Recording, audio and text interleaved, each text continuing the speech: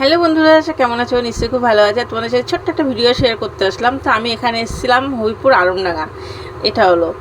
তার আগে আমি এসেছি কিন্তু হবিপুর বলেন কি ভাইয়ের শ্বশুর বাড়িতে। ওখানে ধরো ভাইয়ের ছেলে হয়েছে, ও ষষ্ঠী পুজো ছিল, ওখানে এসেছিলাম। আমি এসেছি, ছেলে দিদি সবাই মিলে এসেছিলাম ওখানে।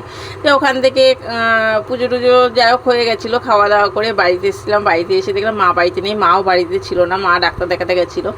তো যাই হোক এসে শোয়াতে তারপর বাবা আসলো, বাবা এসে বললো তোরা বসে আছিস, তার থেকে যে আড়মডাঙ্গায় একটা মন্দির উদ্বোধন হচ্ছে, ওখান থেকে দেখে আয়। তা আমরা বলছিলাম না যাবো না, এই গরমের মধ্যে ভালো লাগছে। তো বাবা বললো না যা, ঘুরে আয়, বসে থাকা থেকে একটু ঘুরে আয়, ভালো লাগবে। তারপর দিদিও বললো চ ঘুরে আসি, ভাইও বললো যা ঘুরে আসি। আমি তো আসবে না, ভাই জোর করেই নিয়ে আসলো। যাই হোক ভাইয়ের গাড়িতে করে সব আমরা আসলাম। তা আসার পরে দেখলাম মন্দিরে সত্যি অসাধারণ লাগছে, অসাধারণ, মানে খুব সুন্দর হয়েছে। আর মাকে তো বলাই যাবে না, মাকে সত্যি অসাধারণ লাগছে। তোমরাও দেখো, মাটাকে সত্যি খুব সুন্দর লাগছে। আমার তো খুব ভালো লেগেছে মাকে, কেননা কী বলবো, বলে বোঝানো না, মাকে তো সুন্দর তো লাগে, কিন্তু আমার খুব ভালো লেগেছে, মন্দিরটাও ভালো লেগেছে। যাই হোক এখানে দেখলাম অনেক লোকজন, মানে আর কি দেখলাম, এখন তো অনেক কমে গেছে, দেখলাম পুজো টুজো হয়ে গেছে, অনেক প্রসাদ টোসাদ নিয়ে চলেও গেছে। তা আমরাও দেখলাম যে আমরাও অল্প একটু প্রসাদ নিলাম, নিয়ে পরে বাড়ি টাড়ি চলে আসলাম। তো টাটা, বাই বাই।